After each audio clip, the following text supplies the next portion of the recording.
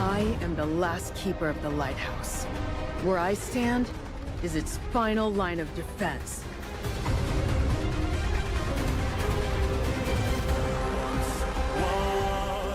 Oh, I know everything about supplies. Let me show you my skills as a housekeeper. After all, everything on the Ark, however big or small, depends on me.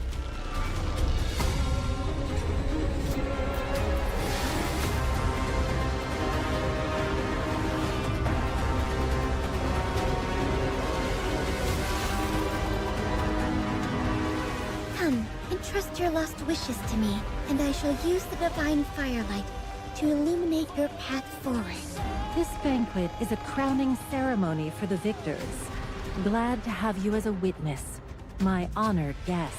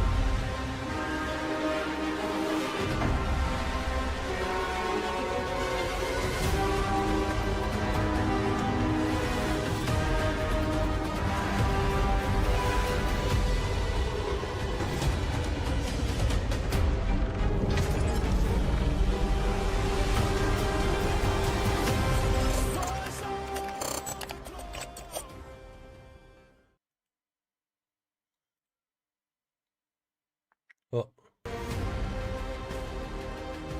Right. Hello everyone, my name is Kazurikodo and welcome back to Path to Nowhere. Welcome Haruna and Vesper.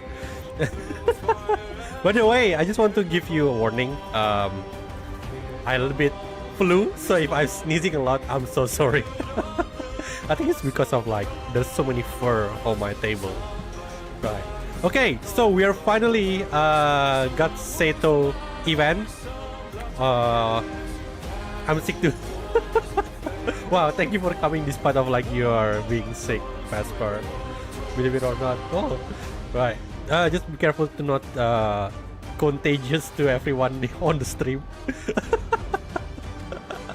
It's become virus. Right. So Seto event is called what do you call it? Beacon of the Unsouled. I think this is going to be like another additional lore when it comes to Rancor or maybe Shattered Blade. I don't know. I have a feeling that if she probably like used to be part of the Shattered Blade team or something because she has Rancor. Yeah, so it could be she's probably used to be a member of Augustus. When I see the trailer, I think the gameplay kind of remind me of Angel event, where you basically going to stuck in a room. In this case, we're gonna probably stuck in the lighthouse, maybe, I don't know. But it seems like we're just gonna interact with Seto all the time. I don't know how we're gonna end up there, but it's just my speculation. So yeah, without further ado, let's start Beacon of the Unsouled. Oh, by the way, I don't have Arc yet because I got Seto in like my first 10 pull. So once I got Arc, I'm probably going to raise her. Hey Julian, long time no see. I don't think I see you at all, Julian, during the Shattered Blade. Oh, big beacon, big bacon. Is it beacon or bacon?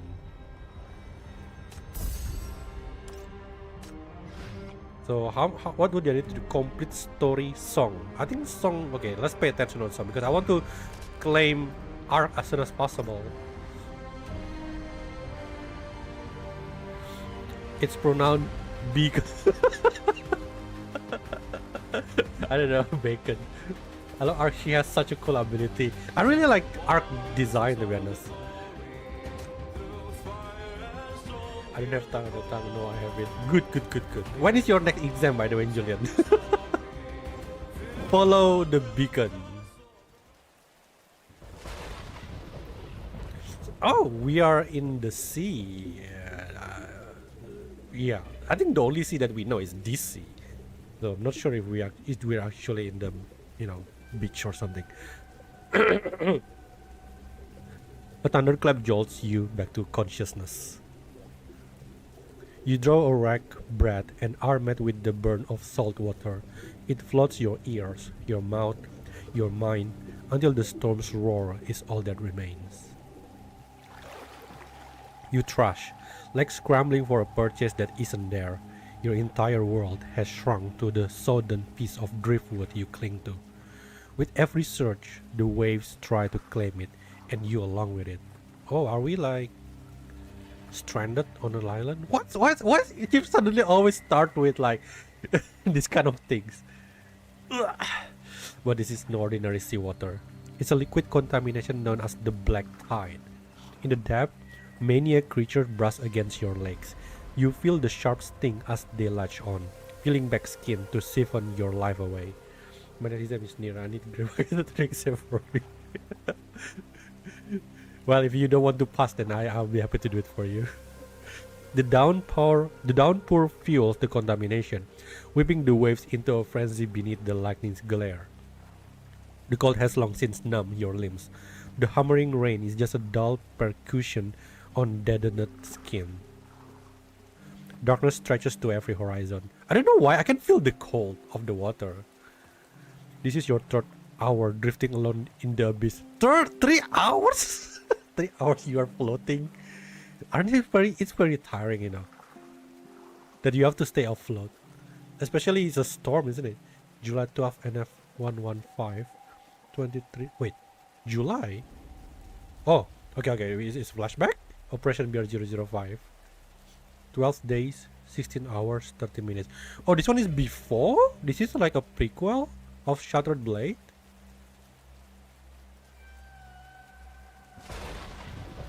Whoa. Almost depressed for today now. I'm upset with this kind of intro.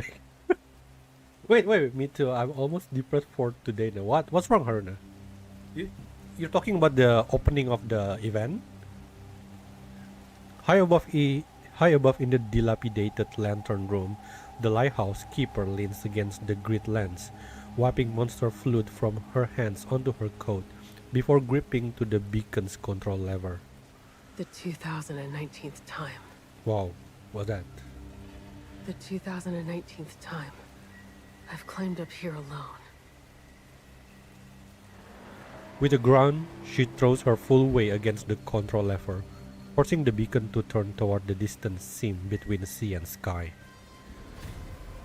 Don't be depressed, let's smile, guys. Yeah, especially when we are the safe daughter. The H motor groans, its rumble merging with the wind and thunder, a cacophony lost in the distant darkness. Take me away, you old things. Just end it all.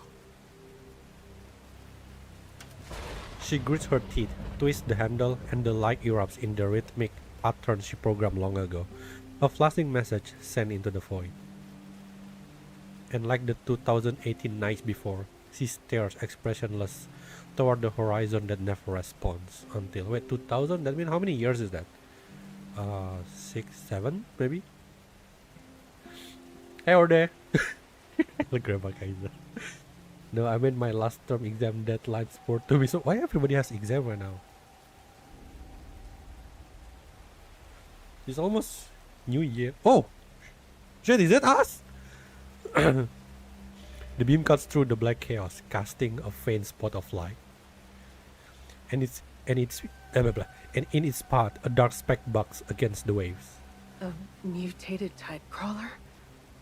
No, that's not it. Workers will become case controlled.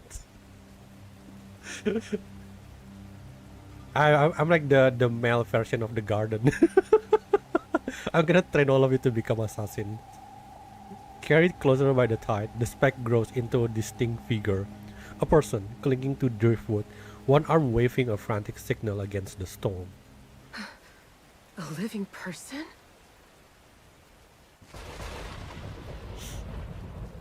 Is she like stuck in some sort of like dimension like vanilla, I wonder?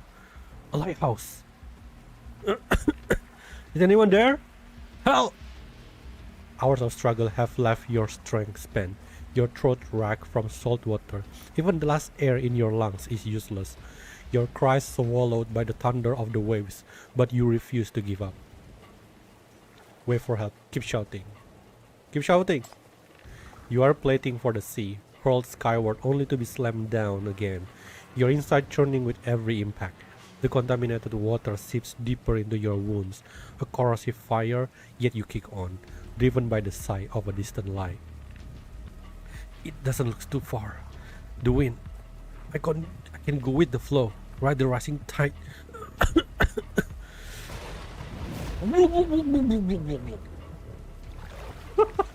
Is that the sound of people drowning? You choke, nostril flooding with putrid brine. Oh no! By the time you gasp clear and look up the light. Oh no! The light is gone. Recovering consciousness. Wait, this is literally, we are literally drowning. To the point that my internet is gone.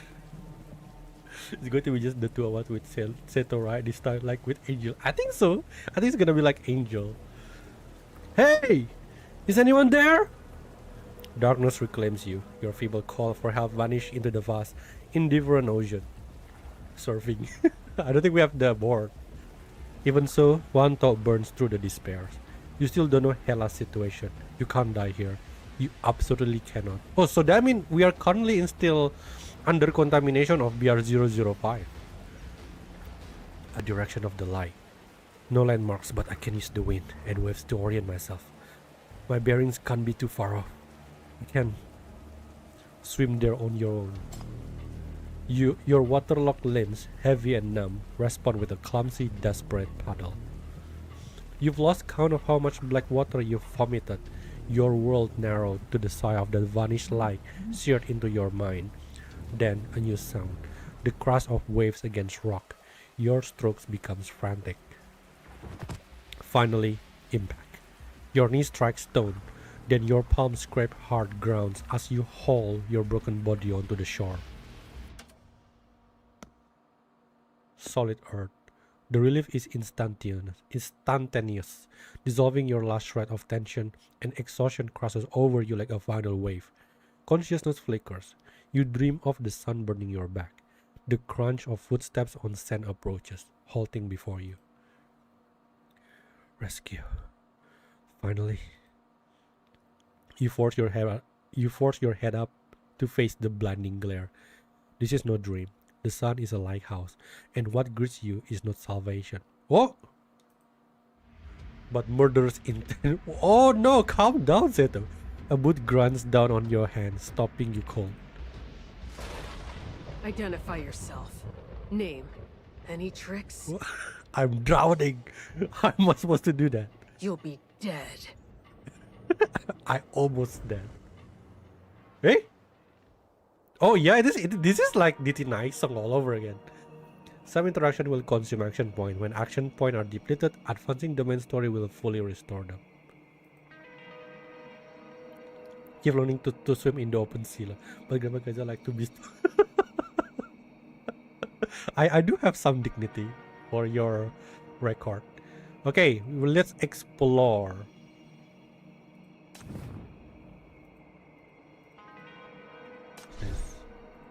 Okay, nothing there. Archive, nothing there. Gallery, nothing there. Records, nothing there. Okay, let's touch this. Interrogation already?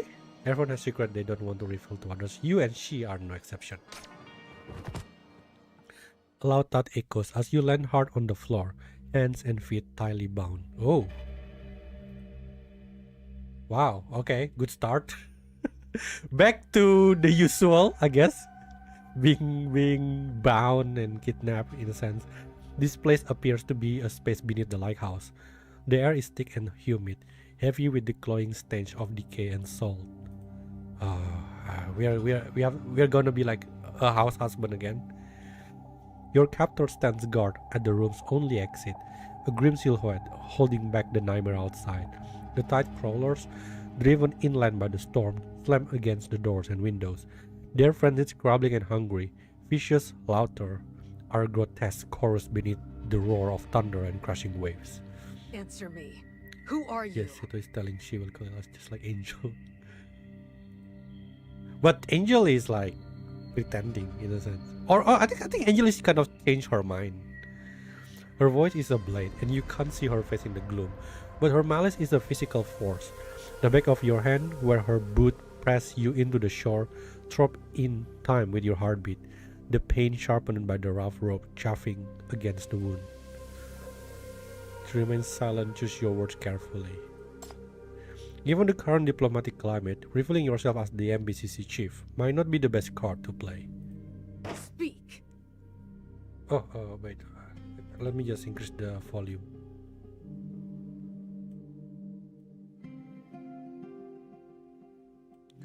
Okay. I can tell by your accent you're from this city. So am I.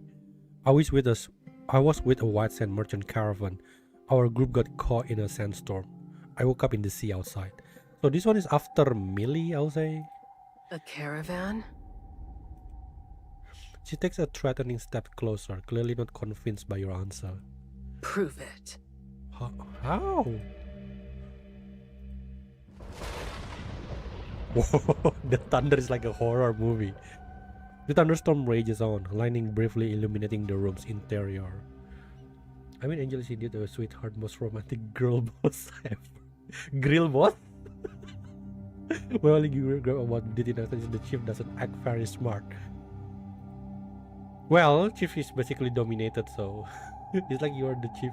For Christ's sake, he can't tell if a door has bomb or not. I can, but you've got my hands tied. I can't reach it. I'll get it. Where? In the left pocket of my coat. She crouches before you and begins to search your pocket. You force your breathing to stay even, a fragile mask for the frantic drumming of your heart. It doesn't take long. Her hand withdraws, clutching a clump of letter paper, swollen and pulpy from its soak in the black tide. I was just imagining that she actually put her hand on our pocket. And it have like this weird thought. What is it? A letter from a friend. She went exploring in White Sands. I joined the caravan to look for her. If you look at the smudged part, she always drew a little mouse there. Before you can finish your sentence, a heavy blow slams into your ribs. The air explodes from your lungs, and you curl involuntarily into a ball on the floor, gasping. Rebecca has become wild the moment is doing this. What do you mean wild?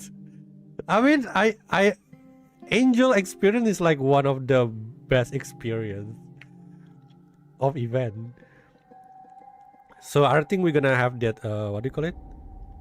What do you call it when you fall in love with your kidnapper?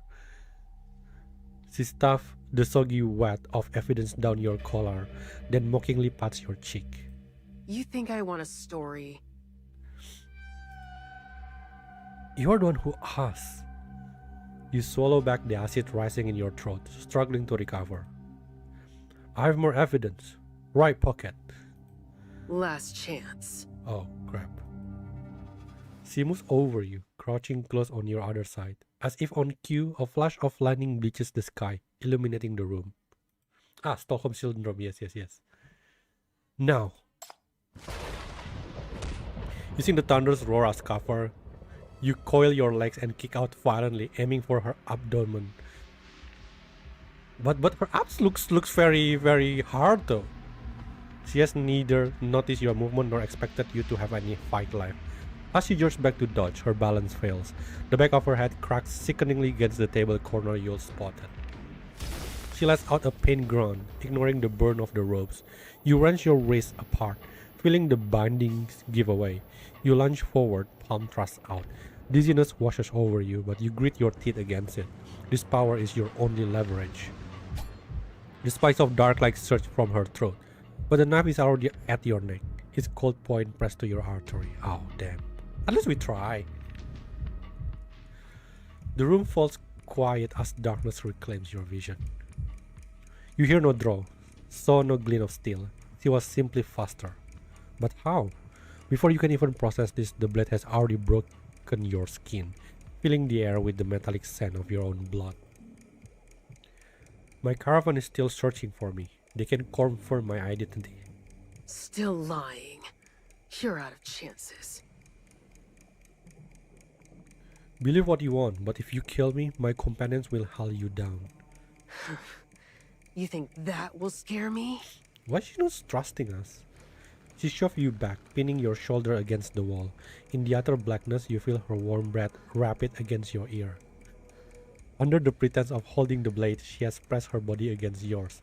Her arm a heavy weight across your chest. Enough talk. I'm ending this now.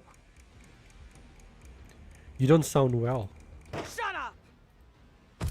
A furious roar breaks from her throat as she pins you in the corner, her full weight crushing you.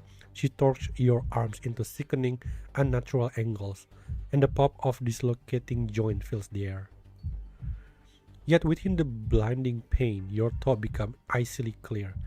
You notice the violent tremor in her muscle, the scorching heat radiating from her body. This violent reaction is far beyond anything your limited strength could have provoked. She's holding something back. Then why save me? If you pulled me from the sea, why kill me now? I said, shut up. You control the lighthouse, don't you? If it's safe inside, why were you out there? What were you doing? None of your fucking business! Oh shit! No censorship. Nice. You don't care if I live or die, do you? You only care about who I am. You're waiting for someone. You're trying to see if I was them. No, I'm not waiting for anyone. Nobody is coming! She steps downward in fury, but the blade veers wildly into the wall beside you. She can no longer control her own body. Her gaze seems to fix on your neck, her breath scorching the air as the sweat drawing ever closer. The metallic scent of your blood fills the space between you. I don't know who you are waiting for, but I know what you are afraid of. Grab her knife. It's the smell of blood, isn't it? I'll kill you! You can't. Not in this state. And I can't fight back. So tell me what you're waiting for. Maybe I can help. You're in no position to bargain. Aren't I? You tighten your grip on the knife, hot blood welling between your fingers, its metallic tang thick in the air. She tries to protest, but her strength is gone. She's drawn to your blood-soaked hand like an addict beyond resistance. What? She like blood or what? Let go. How dare you? Let's try a different question. What's your name? Who are you? Fuck off! With a final desperate lurch, she wrenches the blade free and shoves you back into the corner. In the darkness, you hear only her ragged, gritty breath followed by the wet, swallowing sound. You think you've won? Fine. Wait for your companions. It's no different than waiting to die. Enemies to love against this one. I can feel you all smiling now because I do. Where are the shackles? I was curious also why he doesn't use the shackles. They literally like touch skin, right? Like a vampire maybe. Yeah. I smelled your other wounds from the start. I know what those sea beasts do. There's barely a piece of you left that's not mangled. None of us will see the morning. With a resounding crash of iron, she is gone, disappearing in the downpour outside. Maybe Chief saved the shackle for the moment, hero thingy, you know. I mean, there was like a matter of life or death. I mean, like, if you being indecisive, you can lose your life. Lucky though she's not killing us. Silence descends, broken only by the relentless rain and the frantic rhythm of your own heartbeat. You count suddenly in the dark. 1, 2, all the way to 500. And only when you are certain she won't return do you finally exhale.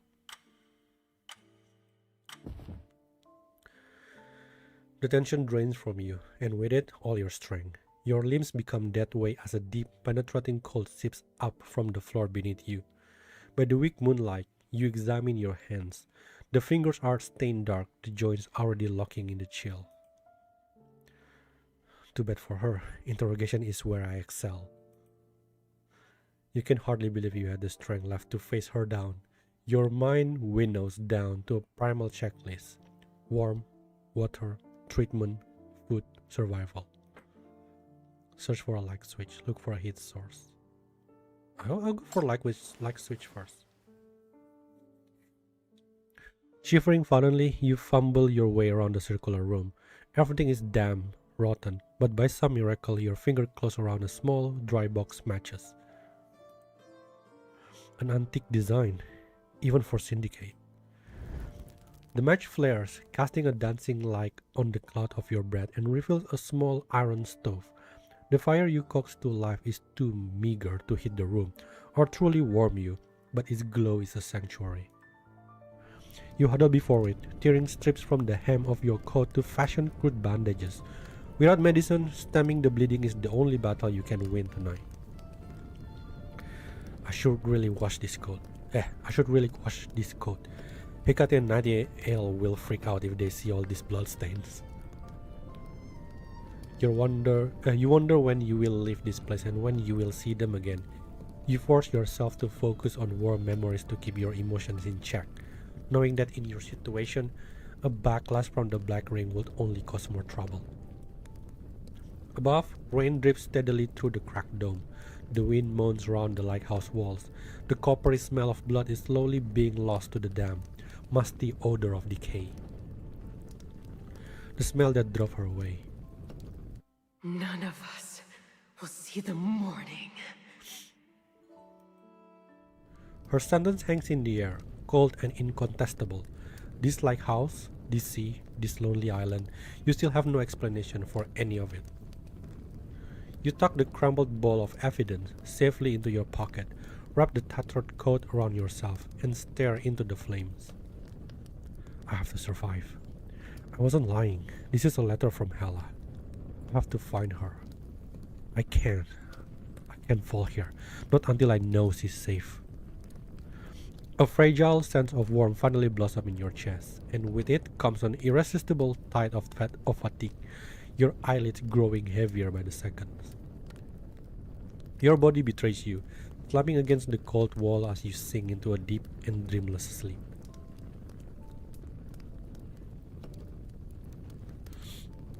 Gotta be early. Alright, Vesper. Everyone have exam. Like you just like take turn. I'll kill him! I'll kill him! Oh boy. She hurled herself into the horde of monsters crawling ashore. Fangs tear into her shoulder, ripping a chunk from her coat. Rain and seawater stream down her arm, mingling with the blood on her hands. The blood from the person inside the house. Is still warm, carrying a sweetness that has no place here. Her alien blade, like a grotesque fusion of bone and metal, hisses through the rain, tearing through the monster tide with eerie whispers. It cuts faster and faster, an unstoppable frenzy. She and the tide crawls savage one another, contamination fluid drenching her completely. She doesn't retreat, her humanity lost to a feral madness. In the darkness, she is a monster among monsters. Her voice is a raw, inhuman shriek, as if the sound of the blade itself speaks through her. Damn it. I've And had my fist enough so of what we this. can't be the obedient male weapons. Oh? Can provide us for the ballista. Hey! But she can't use energy though. Let's make this quick. The lighthouse cannot be left unattended. I wonder if I can solve this. I think I should be able to. Since she's angry right now. Oh, I completely forgot that she has to deal normal attack.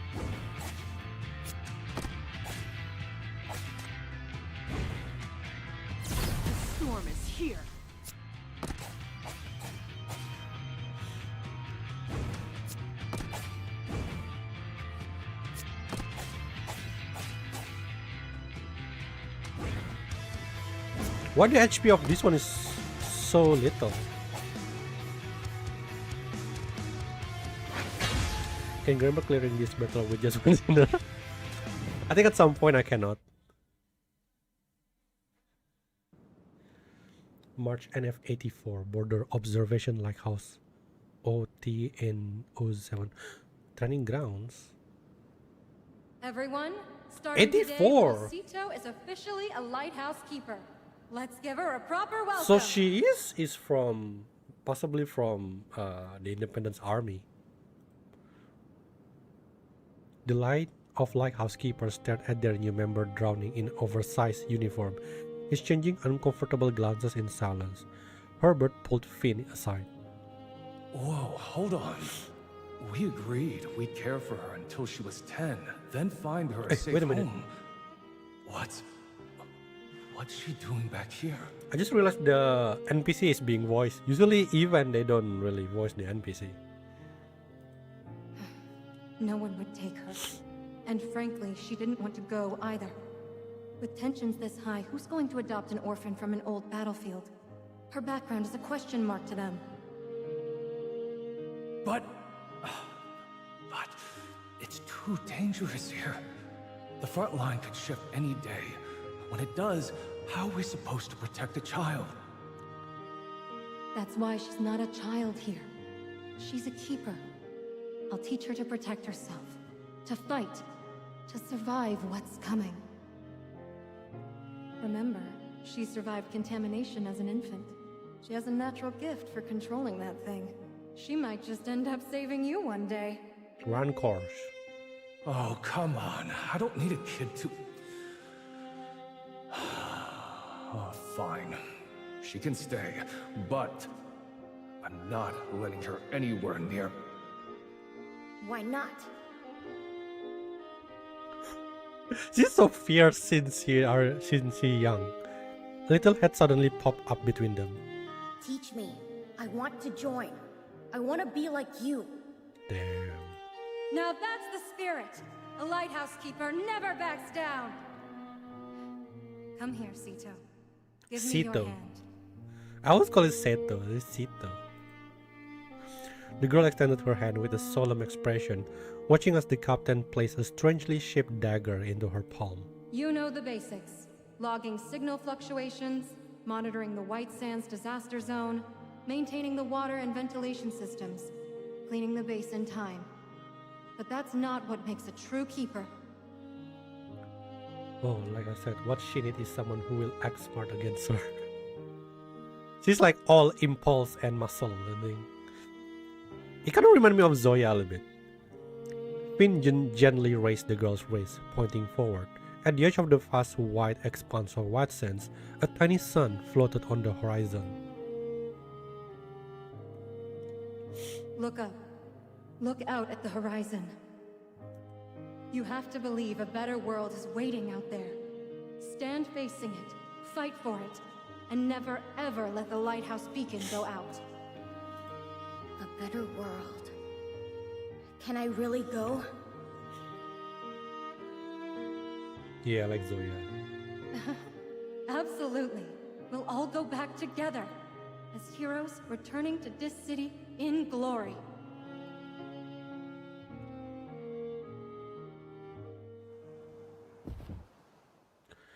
A mountain of monster carcass rises from the shore, a testament to the night's grim work.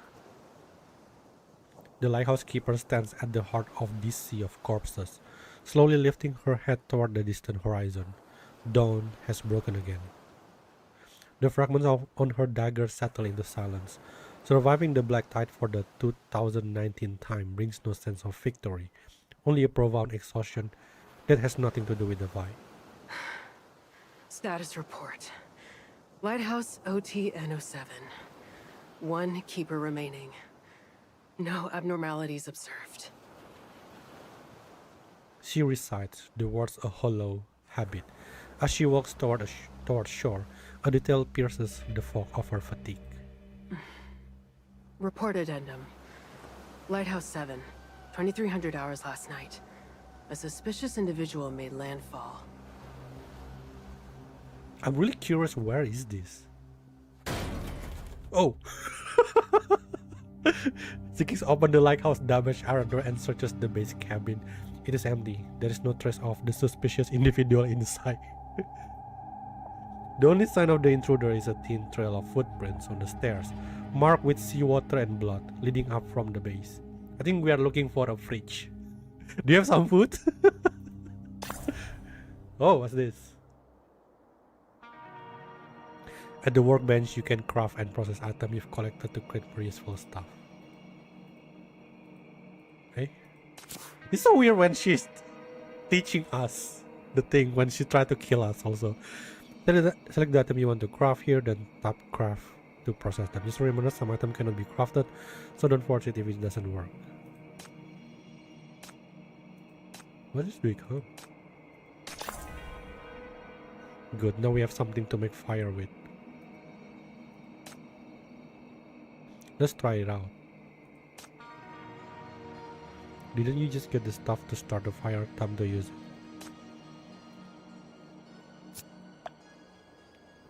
The room still holds a lingering chill, so you feed some firewood to the stove. A crisp woody fragrance bursts forth, cutting through the damp air and slowly infusing the space with a promise of warmth. The room has become slightly warmer. Wait, I thought we are like hiding from her. Can we just cook and clean the house like before? So we have to repair her house. Oh my god, no. We are back to being the house husband. Okay, what am I supposed to do here? Our hammer found somewhere in the lava. Can do something? No? The lighthouse keeper has stepped outside, leaving you alone. Now might be a good time to take another look around. Check the stove. There's a room inside the lighthouse. At the center stands a stove serving for both cooking and warmth. It bears the traces of a meager meal, the last of which are now visible in the dwindling supplies. A sharp wind needles through cracks in the walls, stealing the warmth. The fire is fading. It needs more wood. I don't have anything, I think. Yeah, I don't have the thing. What's this? Yeah, I don't have the material. Driven by curiosity, you place your foot on the first step. The staircase spirals upward into a profound darkness, leading straight up to the top of the lighthouse. Let's explore. Your climb is met with disappointment. The air is stale and the space you find is barren. No useful tools, no supplies, only the dead weight of old relics and dust that puff up to greet you. The way to the top is sealed by a locked door. It doesn't just resist your push, it feels permanent, final. Yet a deep, instinctual pull tells you that something important is waiting, just on the other side. It kind of reminds me of Adela event. There is at the beginning of Adela event, if you remember, there is like, if we can check Adela's room, I think. And then at the end of the thing, apparently there's like this briefcase or something that have mania monster or something. I don't know. Forgot. Can I go out? Oh, I can go out too. Oh, there's so many things here. It's not gonna be enough. You can no longer resist the compulsion to leave the lighthouse and search for its keeper, but you find only emptiness. A cold ash-strewn campfire on the lonely shore. Oh, I don't have to do it. Okay. So I can read everything first. Above the cloud churns offering fleeting glimpses of a distorted starry sky. Perhaps they could be used to determine your location? Oh. From the beach you look back toward the lighthouse. It stands resolute on the sea-facing cliff, a lone sentinel and an anchor in this desolate place. Recall the lighthouse info.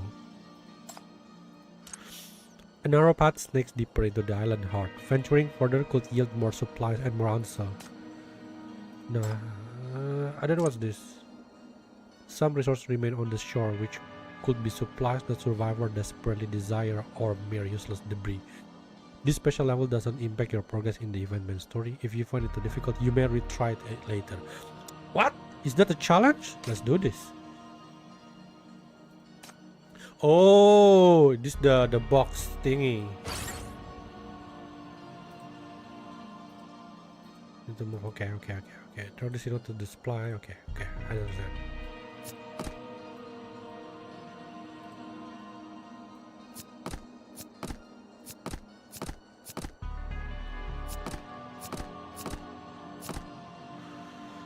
Well, that was easy.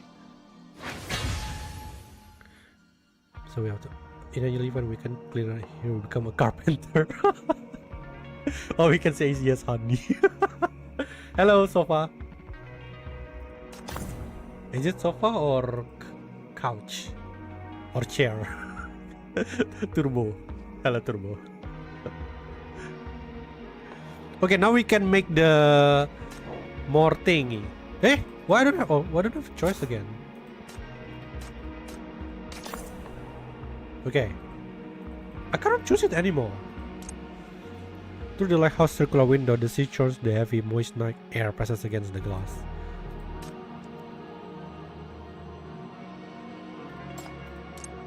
There's a bed here, presumably where the lighthouse keeper rests.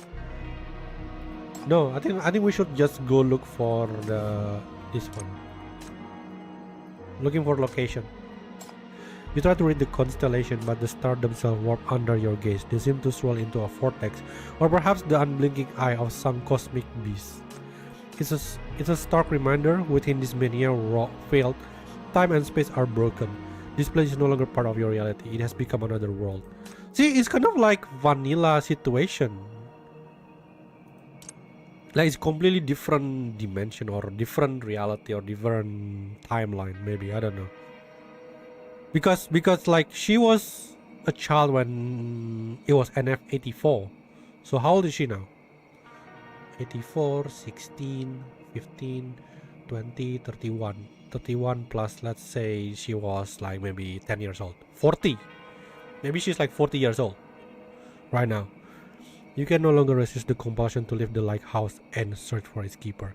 But you find only emptiness. Oh, I already wrote this one.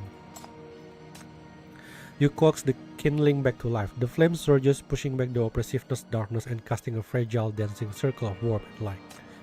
Nearby you set a fallen fishing rod upright. This seems like a good spot to fish, a place worth revisiting. Okay, so we've won. Oh, okay, there's a development there. So we can find food here. Couch. Turbo here. Couch. No, I know, I think it was sofa. Another path snakes deeper. Okay, let's check it out. The Boundless Mania has called us into the black tide, a suffocating blockade around this lonely island. To have any hope of escape, you need to understand this place. You press onward into the gloom, eventually finding a vantage point that reveals the entire island below. It's nothing but a forgotten reef, adrift in a vast ocean of churning mania. Oh. Damn. What is this? Moss with a refreshing taste that seems to have detoxificating property can be made into moss ball with some meat. The problem is we don't have meat right now.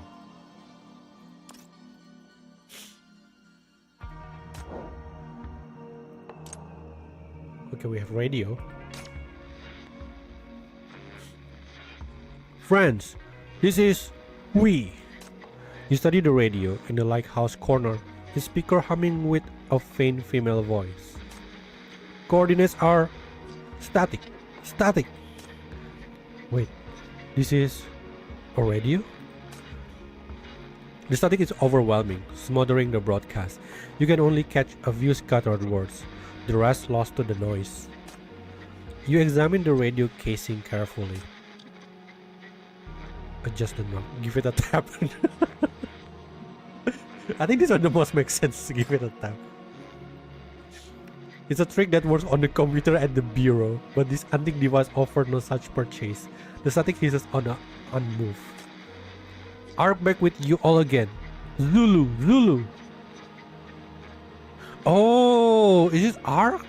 So, did everyone make it through that last sandstorm okay? Hope the shelter tricks I shared came in handy. Sandstorm.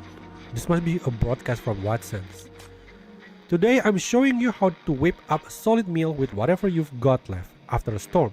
And please welcome my assistant for today, our third mate, Abu. Hello everyone, I am Abu. What Abu's holding is the most common critter in White Sands. a lizard. Lizards are highly nutritious. Remove the innards, cut off the head and tail, and once roasted they taste just like super crispy chicken. But today we are going to stew them. Though the radio offers nothing to see, smell or taste, the crisp sound of ingredients being chopped on the other end is enough to make your stomach growl. You wait in hungry anticipation until the girl's voice finally returns. And ta-da! Might not win a beauty contest, but close your eyes and it will taste no different than chicken soup. Now, let's have Abu give it a try. Whoa, careful, it's hot!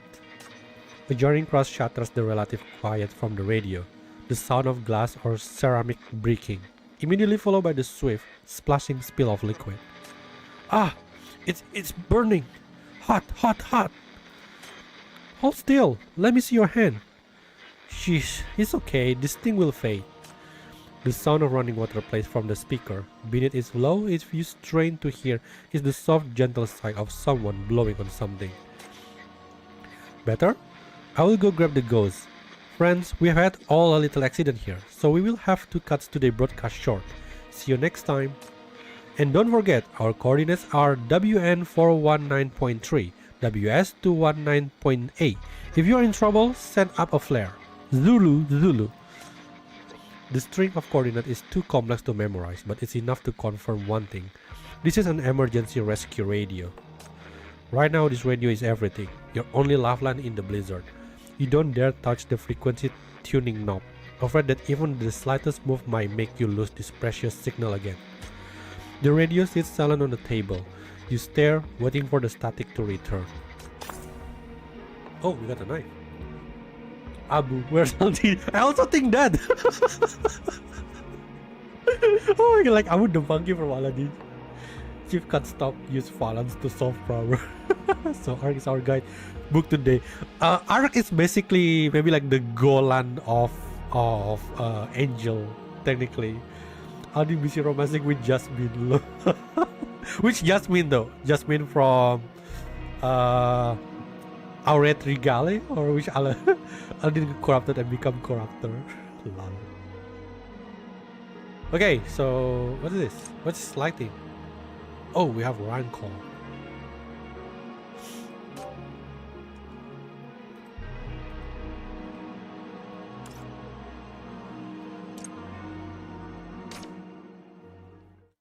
Okay, we're gonna deal with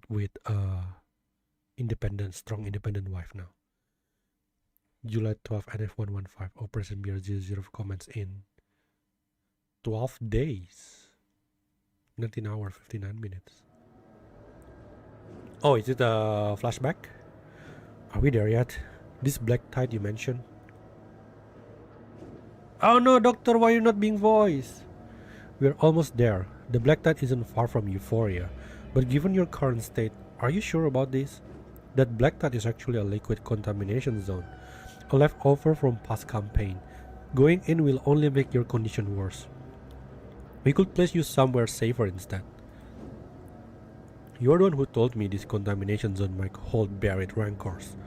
How sure are you about that? Your guess is as good as mine. Over 200 observers were stationed there, but none survived after the contamination erupted. This city never heard from a single one of them again. If I must give an estimate, 30%? You knew what Augustus had been searching for all these years. Those scattered weapons she called old friends. It was her sensing the Rancor's presence that brought the Broken Blade squad here. Now your hands clutch the porthole, trembling under the increasing weight of the black ring. That's enough. 30% is plenty. Any advantage could tip the scales and increase my chance of bringing her back. I can't stop now. Not when we are this close. But that 30% I gave you. That's our chance of getting out of the black tide alive. Whoa! God damn it, Scarface. No sooner had those words been spoken than Scarface burst through the cabin door, completely out of breath.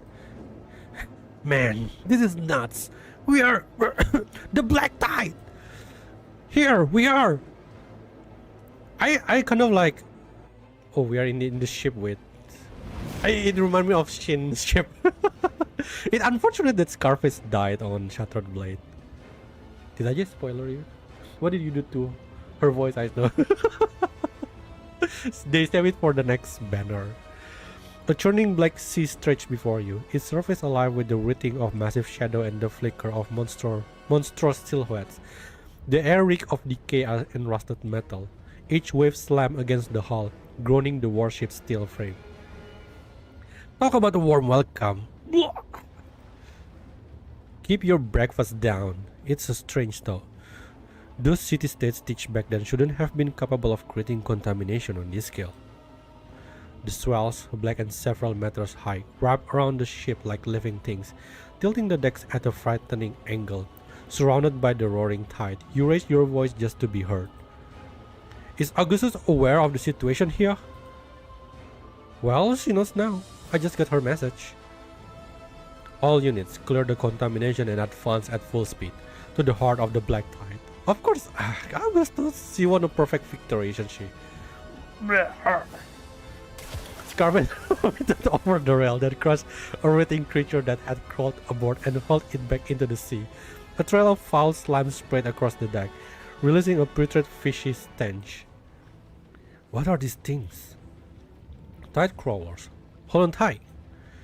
Another wave hauled the ship into the air. For a weightless moment it hung at its apex before crashing back down. The impact threw everyone from their feet, and as the crew slammed onto the deck, massive waves engulfed the vessel, trying to drag you all into the consuming dark. Oh, this is why we fall. We fall from the ship? Filthy bugs stewing in black water? Back off, you rakes! Don't touch me! You heard the general? Straight into the black tide. Let's move! Get back here. Forget about moving out. We've got a bigger problem on our hands. We have lost the advisor. we fall from the ship. We fall from the ship. Didn't Sito even became sooner than Shattered Blade? What do you mean became? It's a prequel. It's a prequel from Shattered Blade. The black wave swallowed you whole, tearing you from the others despite your desperate struggles. Shadowy forms brush against you in the depths, their gnawing teeth and clawing grips tearing at your skin and clothes.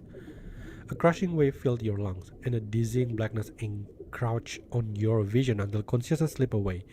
When you finally forced your eyes open, you are clinging to a piece of driftwood, alone in the vast empty ocean. Oh no. Ow. You take a single step up the stairs and your face instantly contoured into a pain grimace. You had woken to a searing ache in every muscle in this morning. When we are on the sea, it kind of remind me of Shin. Luckily we don't meet the Cthulhu. The small cabin at the base of the lighthouse remains dim. The hearth fire that sheltered you through the night having burned out hours ago, not long after you fell asleep. The thunderstorm has passed. No monster scratch at the door. Only the rhythmic hush of ocean waves remains. Through the small porthole, a faint light filters down from an overcast sky. Leaning heavily on the wall, you limp around the cramped space. No medical supplies, no water, no food.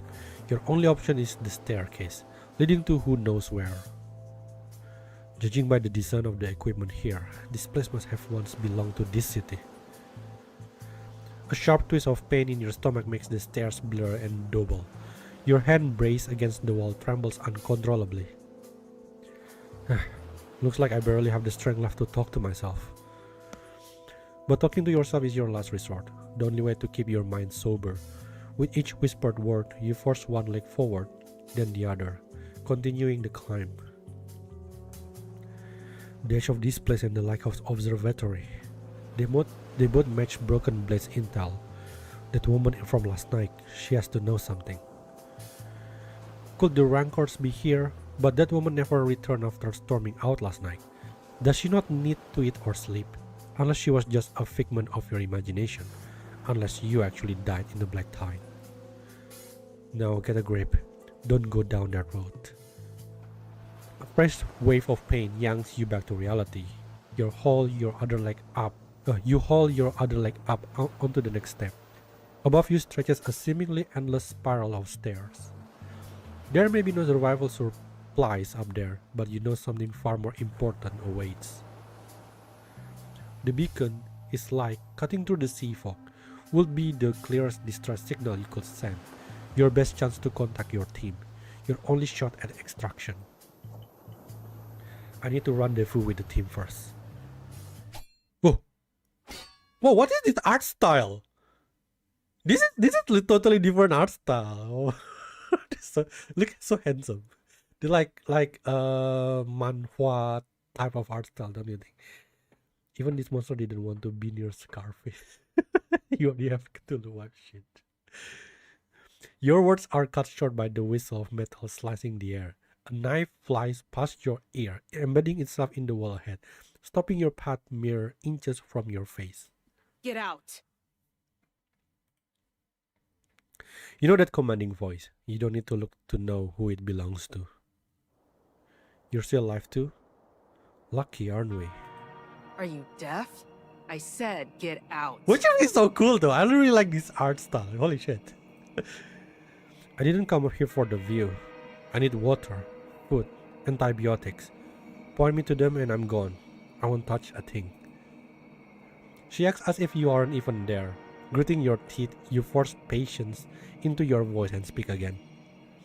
Look, I apologize for the interruption, but I am dying. My congratulations. What's like this girl? The control room's upstairs, right? This is a rescue facility, not your private property. If you want help, I will activate the beacon myself. A nameless bastard has no right to touch the lighthouse. I'm not gay, but god.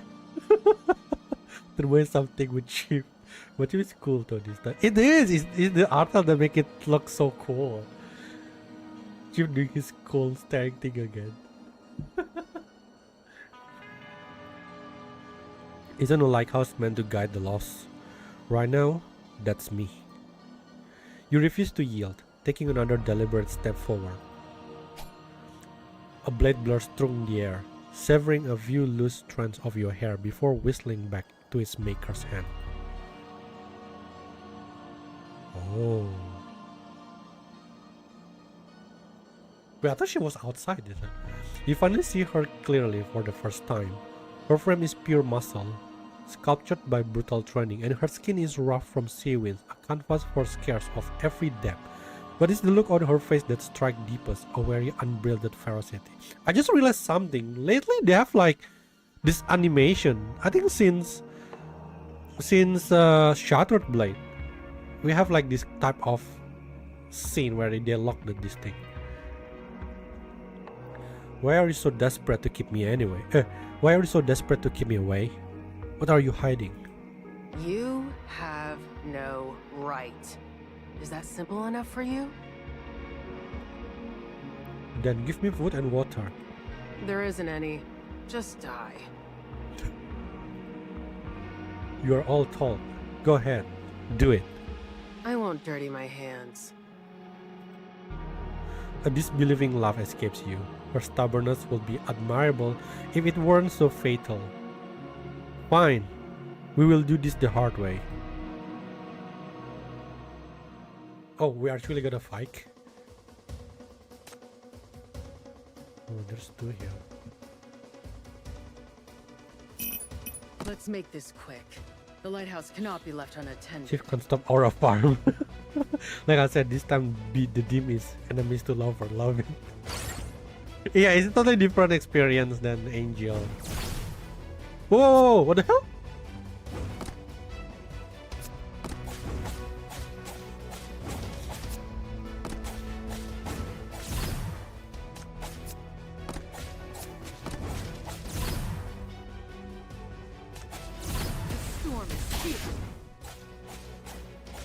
What? What's the damage?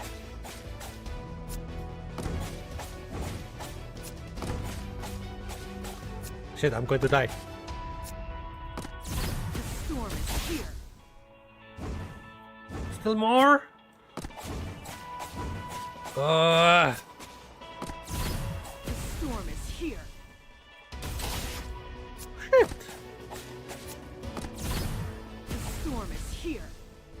No. Wait. This is important. Come on, get in. Get in. Boom. I don't know why suddenly I'm using only one character, goddammit. Teeth gritted, you pull from your last dregs of energy. A faint shimmering barrier of shackles barely materializes, deflecting her sudden lunge. I saw that last night. What is it? Outland sorcery? Are you with Fraser? Istia? Wait, are we in war with Istia in the past? What? You call it Outland, so you really are from this city. That means we are not enemies. Your barrier shatters upon her strike before you can finish speaking. The impact sends you staggering back, your spine cracking against the damp stone wall. What's the matter? My city accent not up to your standards? Why are you here? Didn't we tell you already? I told you. I was separated from my companions, swept here by the black tide. I mean now. Looking for food? Like what the hell? I came upstairs looking for help. I need to get back to this city, to my people. To my people. You barely sidestep a little strike. Her attacks come faster now. A relentless fury that tears open old wounds as the black ring's pressure turns your limbs to lead. They can't come here. No one can get close. I made it here, didn't I? How do you know it's impossible if you don't try? That was just your damn bad luck. She closes the distance, grabbing your shoulder and slamming you back against the cold railing. When the blade rises for a final thrust, you rip away the blood-soaked bandages, shoving the raw wound toward her face. The metallic sand explodes between you. She rolls back as if scalded. You cheap shot! Here's blood. But it worked. Damn. The sound of her rack, trembling breath is your cue. You shove her back, creating a precious few feet of space. Why are you so sensitive to blood? None of your fucking business! That line again. I knew you will say that. She reaches for your bleeding hand, but you erupt into a frenzy of wild flailing. The corporation of blood fills the confined space with each frantic movement, and incredibly, the absurd display actually holds her at bay. The smell of blood may spread quickly, but your strength is fading faster. Your lungs begin to burn. Each breath erects gaps. No medicine, huh? How do you treat those wounds on your body then? Those worthless sea beasts couldn't kill me if they tried. It's barely an itch. Everything scabs over in a week. You don't treat the scars on your face either? Not worried about infection? You think you're still in the city, pretty boy? No one here cares what your face looks like. Pretty boy. We are being called pretty boy. She grips her teeth and lunges. Instinct takes over. You jerk your bleeding arm high like a shield. Without food and water, how have you survived? I wish I knew. She calls us pretty boy. It's only now you see it. The sunken abdomen, the sharp ribs protruding with each breath, the unmistakable anatomy of prolonged starvation. But there is food on this island. Am I not? My blood for fluids, flesh for protein, fresh and warm. But you didn't take it. You're freaking nuts. Is it the hunger talking? Though her bloodlust seems to have won, she advances again. This time, evasion is impossible. Your vision tunnels into darkness and suddenly, your foot slips. Half your body dangles over the staircase precipice? What's that? But the fall never comes. A firm grip on your collar hauls you back from the edge. See? The thought never even occurred to you. Like I said, we are not enemies. We're not friends either. No? Are we lover? She shoved you against the wall. Why she suddenly become your tsundere? Yet you remain unnervingly composed, steadying yourself as if nothing happened and calmly beginning to rebandage your wound. You're crazy. I'll take crazy as a compliment. If this place is as bad as you say, a little madness might be the only thing that keeps you sane. Naive. She seems thoroughly wary of your amateur struggle as well, her fighting stance dissolving, her lean frame slumps heavily against the rusty railing as she tilts her head back to stare at the endlessly coiling stairs above. Fine. I'll play along with your little Dis-City story. I don't care what you're really up to. But remember one thing. This is their kryptonite. You suddenly become the Sigma boy. Only the keepers are allowed near the beacon room. Try to go up there, and I'll throw you back into the sea myself. Before ascending, she casts a final wary glance over you from head to toe. Then she turns her back and walks away, as if fleeing a plague. Wait. My name is Chief. What's yours? Though visibly irritated, she still stopped in her tracks. Sito. Sito. Nice to meet you, Sito. Sito forbade you from entering the lantern room at the top of the lighthouse, but she never said anything about exploring elsewhere, and you've scorned nearly every inch of the island. That wave looks like milk. She wasn't lying. The only medkit you found holds nothing but old bandages, worn so thin they have turned translucent. For water, you've restored to the most primitive method, manual distillation and condensation. But the black tide's complex composition makes purification difficult. Obtaining even a single cup of clear liquid each day feels nothing short of miraculous. Sito, who slept curled on the lighthouse windowsill, took a moment to offer what she called advice. Wait, what about the toilet? Where do we do it? There are ingredients on the North Shore. They're all yours. Eh? You never really believed she could be that generous. Now, standing before her so-called ingredients, you stare in disbelief at the mound of corpses, night crawlers, piled high along the shore. I feel like between two, what's that? Writers that we know. Oh, writers that we know. One is trying to make Chief goofball, and the other is trying to make him Sigma. Chief is the sick. But they didn't really take the water from there also. I will just stay hungry for now. You pick up a slimy lime,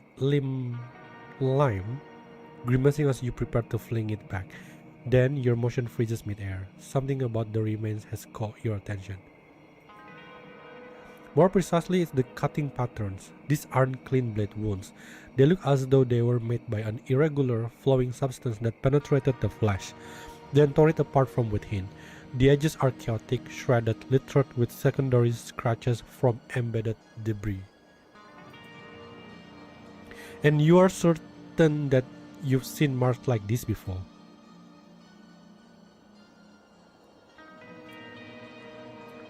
The rancors aren't really weapons. They are more like shape-shifting metal, condensed from the spiritual residue of battlefields.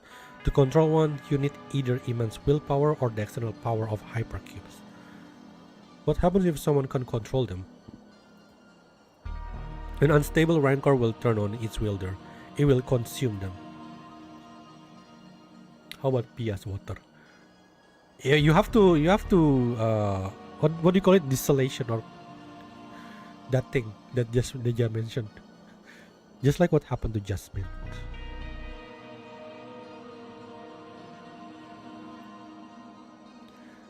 Leaden grey light filters through the dust cake lattice, slicing Sito silhouettes into jagged fragments of light and shadow. Sleep is impossible. She tries to ignore the stranger's scent still clinging to the air, but her bloodshot eyes remain fixed on the knife in her hand. On the constant, faint tremor she cannot steady. Blood. Goddamn. Why would you think of Pia as a source of water? But I think you can recycle it.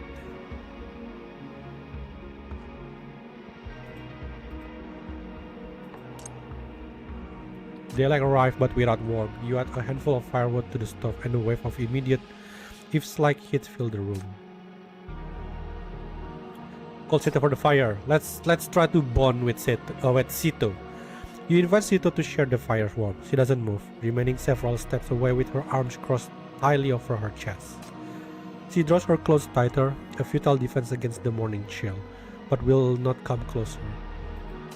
You are an intruder here, a strange seabird in her nest, and she's not yet used to sharing her space. I'm sorry, Sito. Can we just fishing? Let's go fishing. Using little more than string and nails, you manage to craft a serviceable fishing lure. It will require both luck and skill, but a catch is possible. Okay, let's try. We have to impress Sito. You settle by the campfire and cast your line. The makeshift lure vanishing into dark water. No! Oh, the way of Sito's distant gaze from the lighthouse window is palpable. Failure isn't an option. You refuse to look like a fool in front of her. Yeah, we're trying to impress her. Your passion is finally rewarded with a strong pull on the line. However, your triumph is short-lived. Looking at the peculiar, almost alien creature on your hook, you have to wonder, is this thing even edible? What do we call? It looks like you, not this one, definitely. Okay, let's give Sito. How do I cook? Yeah. What do you want to talk to Sito about? Wait, no, I want to cook first. How do I use it?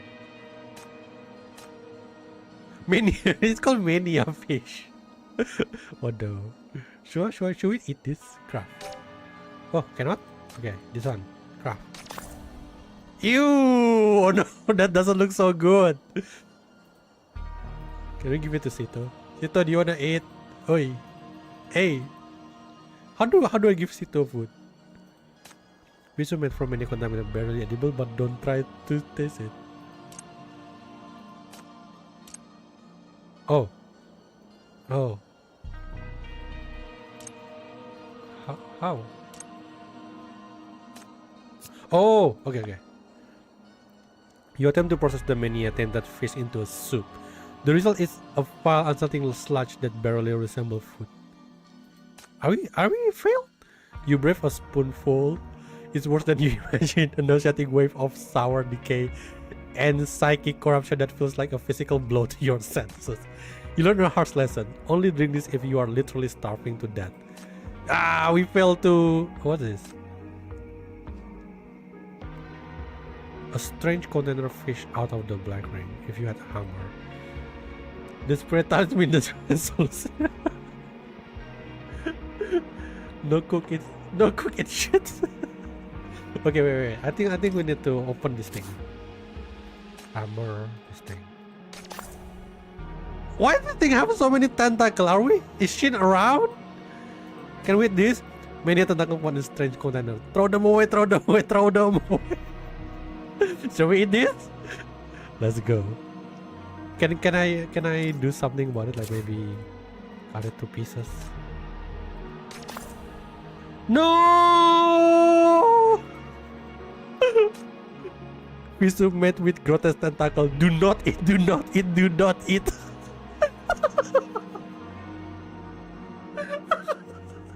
God damn. Are we desperate here?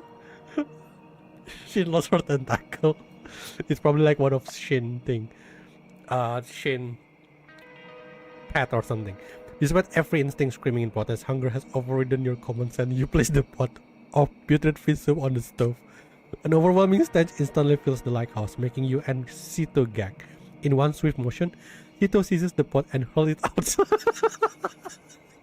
Then tries to give you a scathing lecture on your idiocy. I'm sorry, Sito. I'm so sorry. I'm trying so hard to impress you. Sito's opinion of you has no. There is like a relationship point. Oh crap! Oh no! Oh no!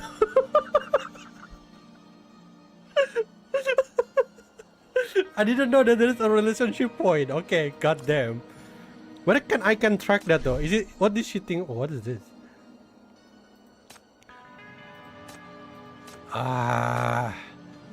You know, we are trying so hard to impress her, it actually end up backfired. Okay, no weird fish. No weird fish. Okay, if it say throw them away, I'm gonna follow it from now on. Maybe we should use it with wood. You're failing at betting a house husband. Where's the red bean soup? I don't know, right? I feel like the red bean soup is easier.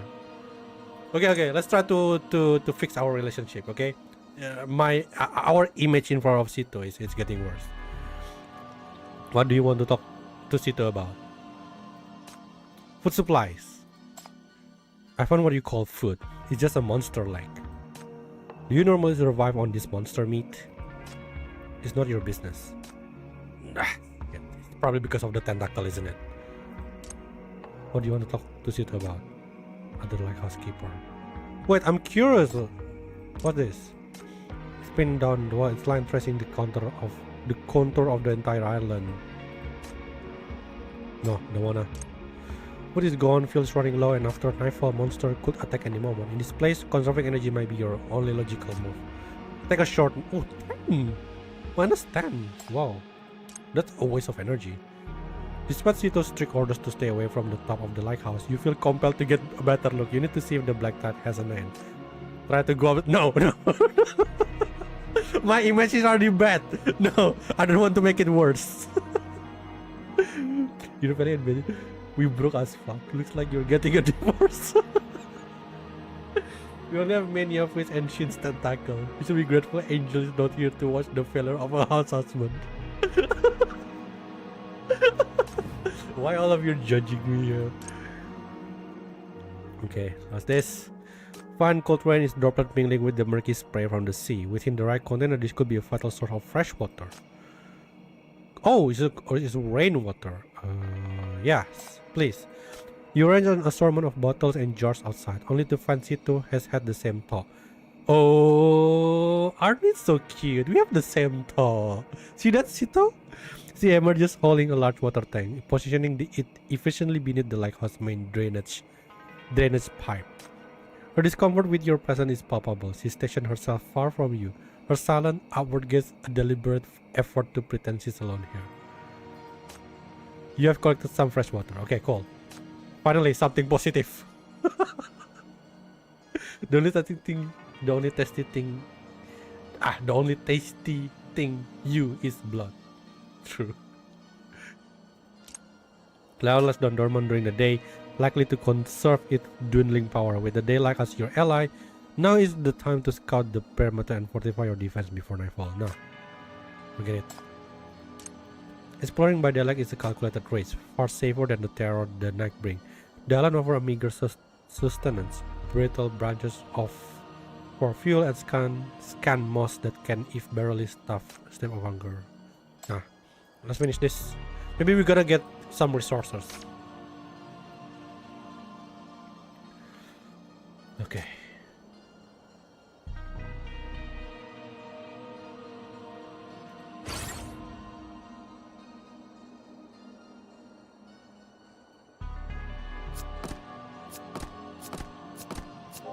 Hey?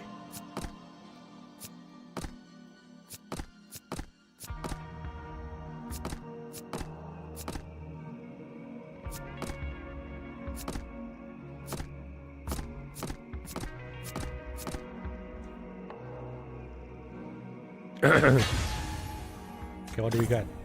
Oh, we got a chest. What's this? A moisture retrieved from the black tide. If you had a key. I don't have a key. Can I operate with the knife?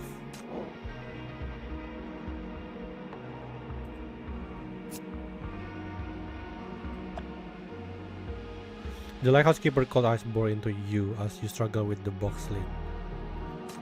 Forcing it will only destroy the content. If only you can find the key. Oh. Can I give Seto the firewood? Moss with a referencing test that seems to have the toxic property can be made into moss ball with some meat. Wait, probably am I supposed to mix it with this moss? No, I just realized that. I should have like combined it with the moss, isn't it?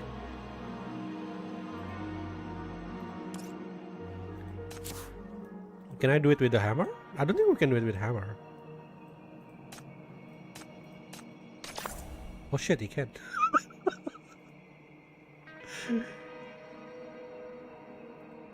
But we become a wood though. What if there's something inside? Okay, what do you want to talk about? Talk to Sito about. Okay, other lighthouse keeper. Are there any other lighthouse keepers here? All dead. I'm sorry. Save it. I don't need your pity. Okay, good talk. Good talk. We are bonding here. Can I borrow the radio? To the friend who reached out after our last broadcast, hang tight. We are on our way. Don't you worry. As long as we are around, you're gonna be just fine. Zulu Zulu. I don't know what is Zulu Zulu here. While you wait, let's go over a way to talk to other ships you see. Semaphore. And let me introduce my assistant for today, our brilliant chief engineer, Aisha. Well, the name is all kind of like Arabic. Assistants? You only called me up here to hand you a couple of flags. Oh, come on. Keep me company for a bit. Doing the broadcast all by myself is so lonely. I will owe you some of my best dried fruit. But the fire room. Alright, little captain. Don't you give me those puppy dog eyes. I will hold your flags. Hehe, perfect. Let's get started. First, you will need 2 flags. The brighter, the better. You push yourself to your feet and scan your surrounding, but your search yields only a pair of wooden sticks. Fabric is a luxury beyond your reach. With a sigh, you resign yourself to the meager find. It's better than nothing. Now, follow along with me. Right arm straight out to the side, left arm down and across your body to the right. That's H. Raise your right hand and extend your left. Next, lower the right arm, left arm extended to the upper left. That's E. Lower your right hand and raise your left. After that, left arm extended to the upper left, right arm extended to the lower right. That's L. Extend your right hand. And then she spelled hello. And finally, left arm straight up, right arm straight out to the side. That's P. Raise your left arm and right arm. Let's run to it one more time. H-E-L-P, help! well, because it sounds like a freaking cheerleader. You have learned how to signal help. Yay! Something new to learn today. So if you spot a ship on the horizon and your radio is dead, you can still call for help. It's the most common distress call around White Sands. Huh, now that I think about it, I don't think we've ever actually used it, have we? That's cause folk use it to call us captain. Right, so what signal do we use the most? Is it kill? What the fuck? Ark, sweetheart, you really shouldn't say things like that over the open air. I'm only kidding, that's strictly for the bad guys. It's not our fault we keep running into desert bandits who fake those SOS calls. For a long moment, there's only silence. You assume the radio is having another technical glitch. Hold the headphones to your ears. Alright! Her voice, crackling with excitement, burst forth. The shock is so violent you nearly hurl the headphone to the ground. Heart hammering, you press your hands to your ears, trying to soothe the ringing. Next time, let's go over how to spot the difference between a bandit ship and a friendly vessel. Zulu Zulu. Ew, what's that so cute? Okay, we learn Morse code. We should open it with a key, not break it into words. I know, right? That's what I think. Who told me to break it with hammer? Who was it? Was it Turbo? Was it Turbo? Okay, let me just go. We show, but we need wood. Maybe there's meat inside the box. Maybe. You know who see this gonna think there is something wrong with this one. So far we've been choosing the incorrect option. A toy hazard found in the lighthouse, seemingly a gift for child. Let's just throw it into the furnace. Can I give it to Seto? No? Can I talk with her? Can I give her a knife? Oh, I'm sorry! I didn't know that I actually can do that. No, I was just trying things. That piece of junk is too dull even for cooking. Oh, so we can give it to Seto. Okay. Hammer. You brandish the hammer with clumsiness, but the lighthouse keeper doesn't even flinch. The war is nothing but a pathetic toy. A tool like this is useless against her, but perhaps it could shatter something or scrape the moss from those damn branches?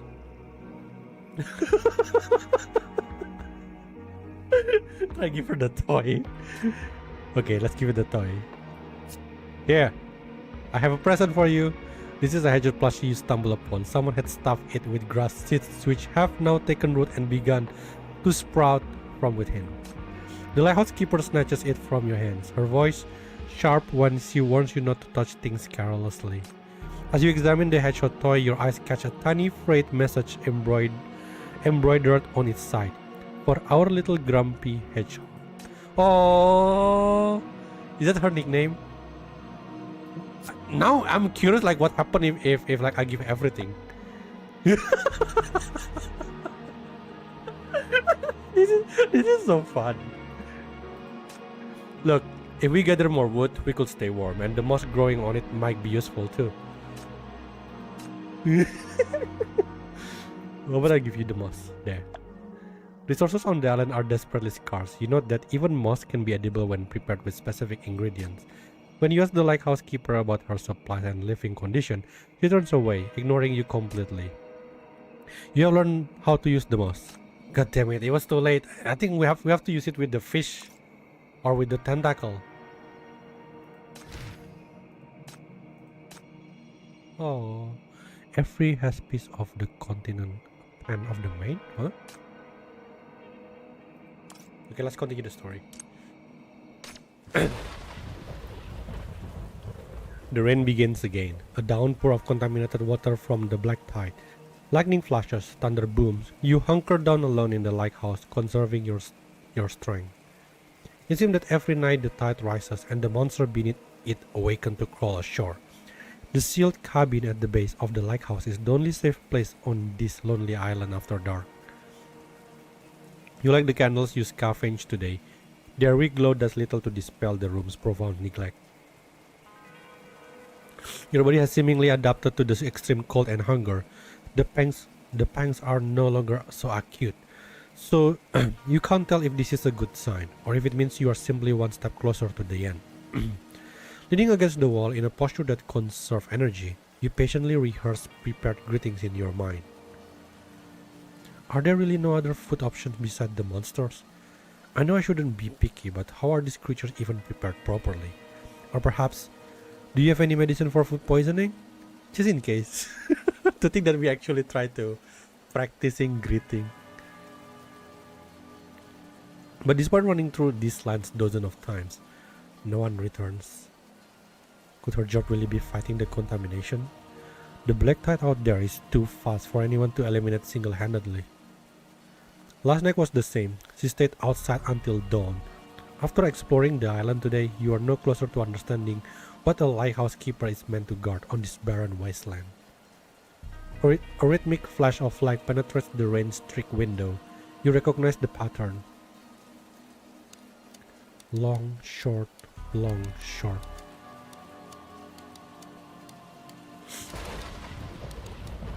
Oh, Chief no Morse? Is the lighthouse transmitting a signal? If this place really once belonged to this city, they might be using the same coding system. You strain to recall the lights from last night. The flashing rhythm matches tonight's signal exactly.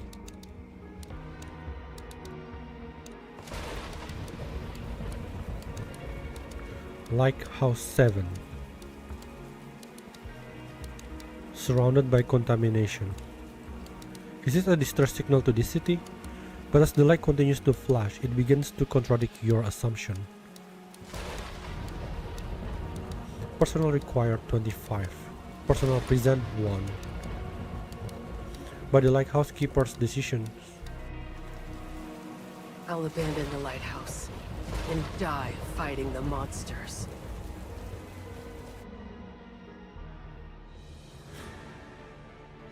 Oh crap. Okay, I need to bring someone.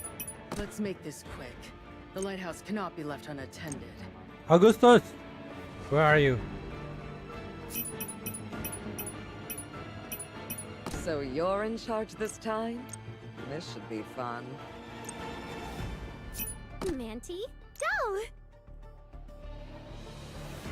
Dun, dun, Though I dun, seldom take the front dun, lines, a true soldier never hesitates. dun, dun, dun, Rush them all!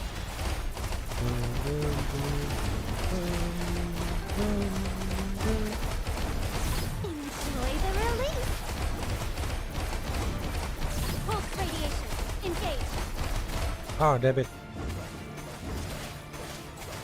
Enjoy the release! Rush them all!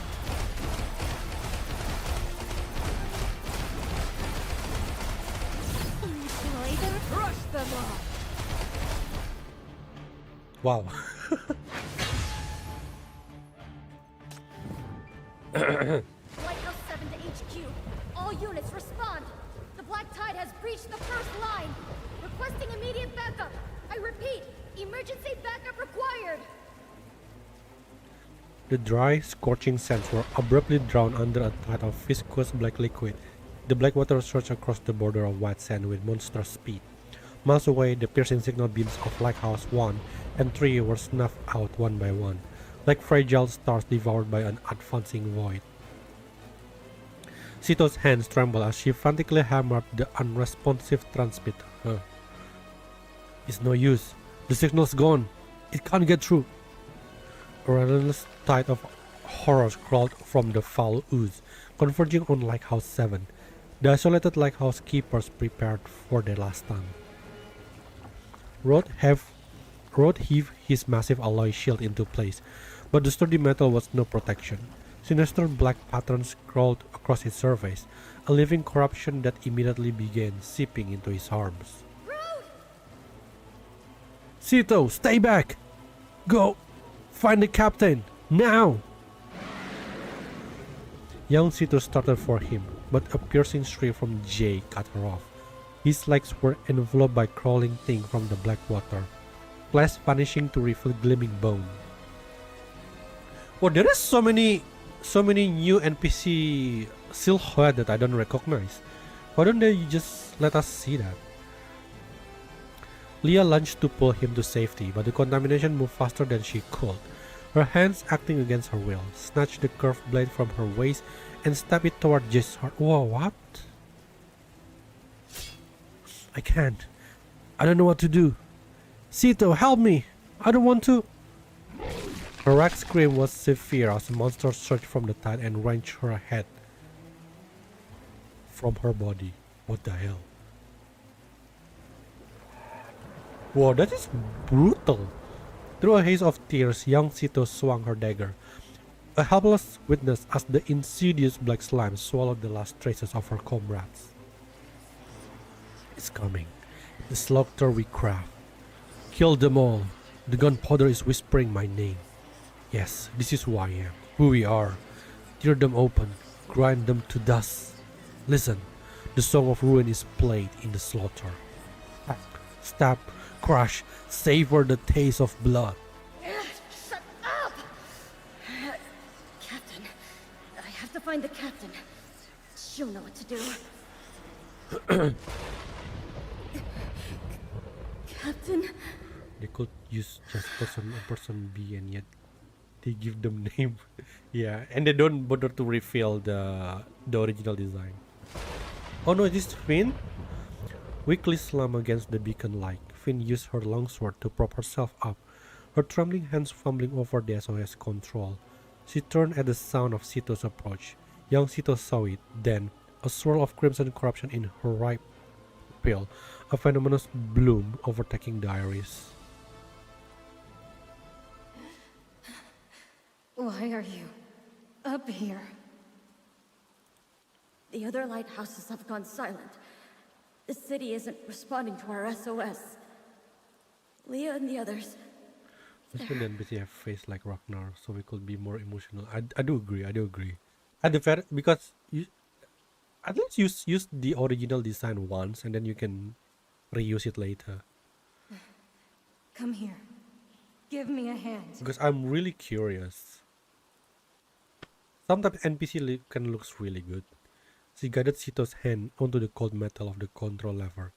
Then she stepped behind her, pressing down her blade with all her remaining strength to keep it from impaling the child before her.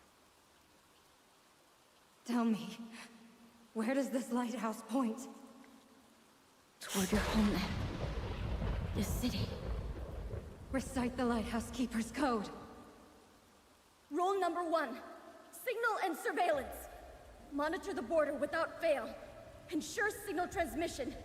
Report all enemy movement. We are the frontline guardians. We fear nothing, and are ready to sacrifice all for the city-state. I don't know why for a second I thought there is a soundtrack of Game of Thrones playing. Rule number 2. Beacon maintenance. The light is our most reliable signal. Keeping the lighthouses operational is our primary duty. Her young voice rang out, firm and clear, its resonance carried by the lighthouse beam across the dark sea. Finn gazed at the small, straight-backed silhouette before her. A faint smile touched her lips as she stepped backward. Good. That's right. You must believe. You must believe there's still clean land out there. Stand facing it. Fight for it. And never, ever let the lighthouse beacon go out. Until rescue comes. You must survive. Cabaret want to eat Chief Sol, Casket wants his corpse, and now Sito wants his blood for Chief. Everyone to eat him. Because Chief is delicious. The sound came from behind Sito, the sickening, unmistakable thrust of a long sword piercing flesh. Yet when Finn spoke, her voice carried a final undeniable trace of joy. Oh, don't forget, Uni won Chief's eye, and then Cassia, what does Cassia want? Is it his hair or something? For perfume? I'm not sure.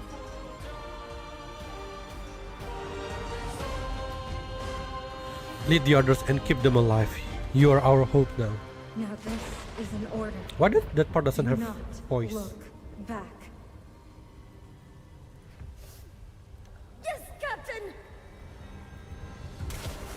A heavy impact sounded from the lighthouse top, followed by the distant splash as something or someone plunged into the churning black sea below. You failed. They died on your watch. Weak. Pathetic. You just stood there. Die. Embrace your fate.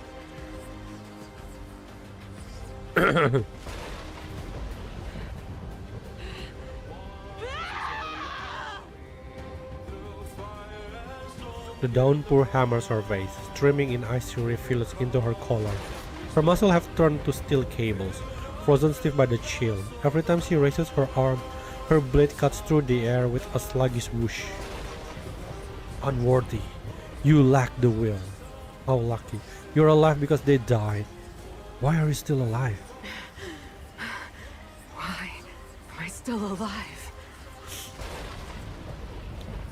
She swings without aim, listening to the wet tear of monster flesh. An unsettling smile spreads across her face as she deliberately wades deeper into the churning black tide. Blood. Blood is the true medal of a soldier. Drain them dry. Kill them all. Kill them all. Monster pounds like a ravenous wolf, their fangs ripping her open. She offers no resistance, letting them maul her freely. The rain slices over her wounds, diluting the blood into a thick, dark fluid that runs in rivers down her body and into the sea. Blood. Blood.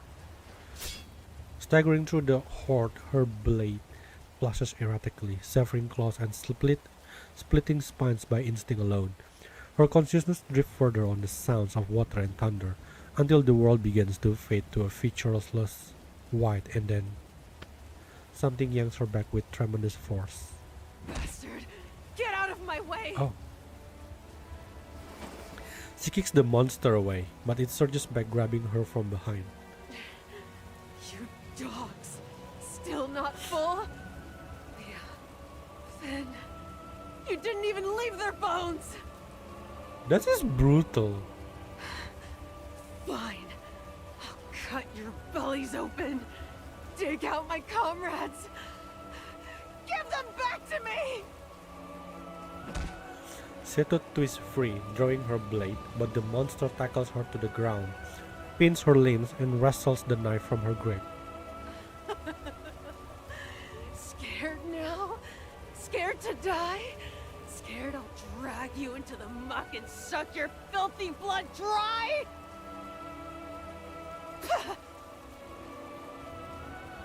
With a violent heave, she shoves her opponent away, then lunges forward, reversing their positions.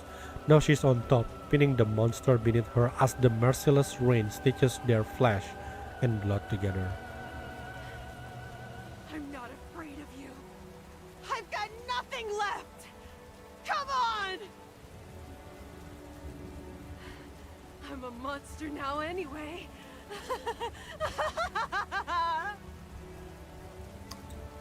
Though a ferocious grin is carved into her face, something hot and salty mixes with the rain, falling onto your skin. The pressure of her hands intensifies, the knife trembling above your head, ready to split you open. Look at me! See who I am! Sito!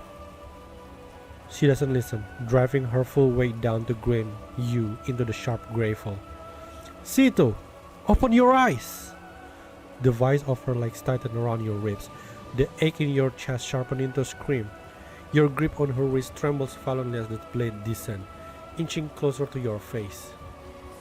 It's here. Fresh. Kill. Flesh that shouldn't be here. Blood. You want blood?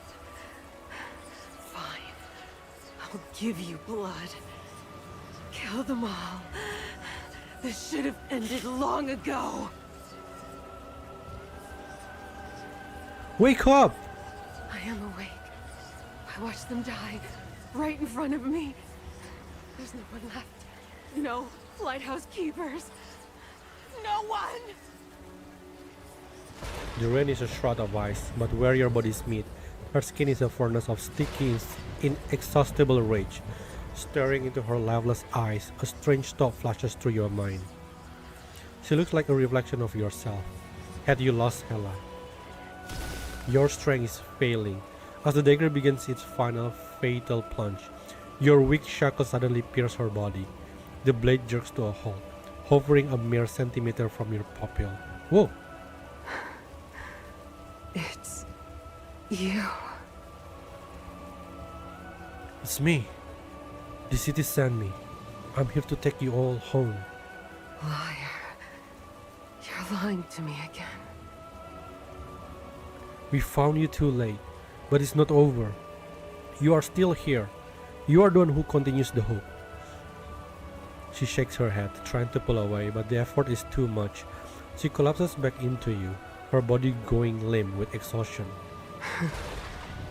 This city. In her daze, a voice seems to slice through the storm roar and the monster howls. It's calling her name. She lifts her heavy head, her eyes finding the chaotic night sky, a void choked with dark cloud. Look up. Look out at the horizon. Stand facing it, fight for it, and never ever let the lighthouse beacon go out.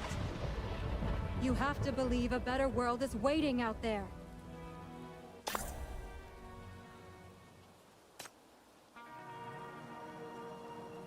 Almost dead.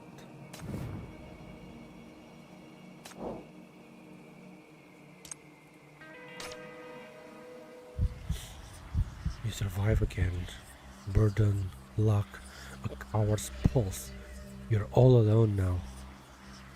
He stopped you, deviled a soldier destiny, dragging you back into the mire. You belong to that, and so does he. Kill him. Kill him! Shut up, damn blade. Her eyelids are leaden, her vision a dark rising tide. Only blurry shapes of light remain swaying in the gloom. The lighthouse air is humid and cold, the walls themselves sweating the salty scent of the black tide. Through the haze, a shadow moves with busy intent. A confused thought surfaces. Wasn't she alone? Wasn't she the last one left? Stay with me. Don't pass out on me again. I need to stop the bleeding. You... She attempts to rise, but her body is a weak, sore ache. The fragile figure before her wavers and splits, a maddening blur that grates on her frayed nerve. Don't move. One of those things got you good. Black tide got in the wound. The mania contamination spreading. Don't bother. This contamination, I'm used to it. It won't kill me. Maybe not, but it still hurts like hell. The wound's on your back. Turn around and take your jacket off. I've got a little clean water to rinse it. Stop nagging. With a sudden surge of strength, she fits a hand in your collar and yanks you close.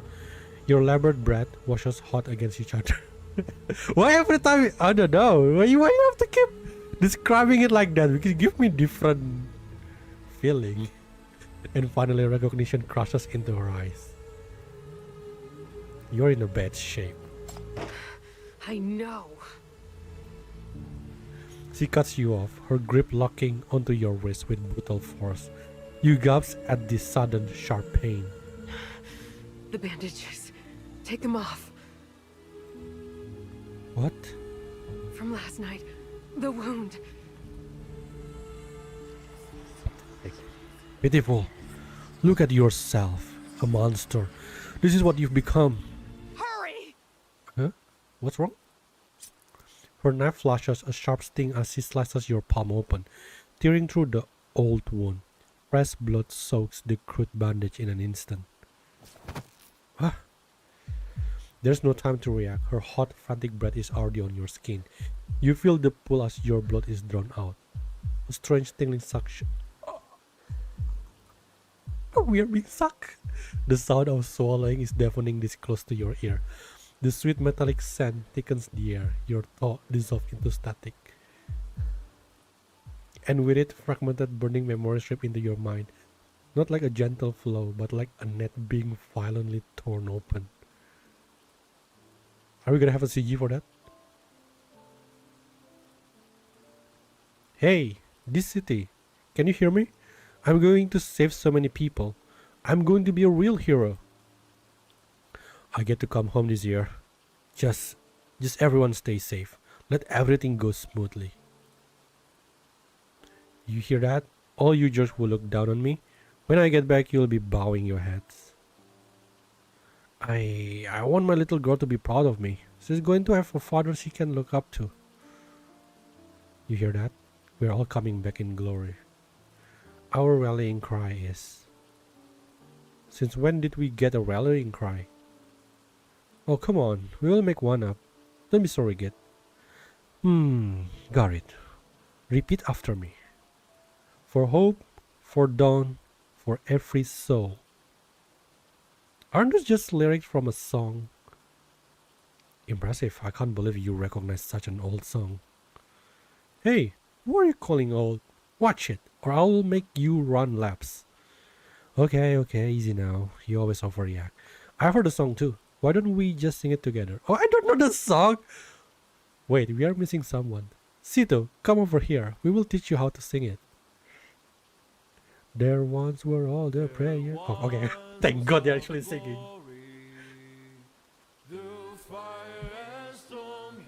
Oh, it's this that song. It's the soundtrack.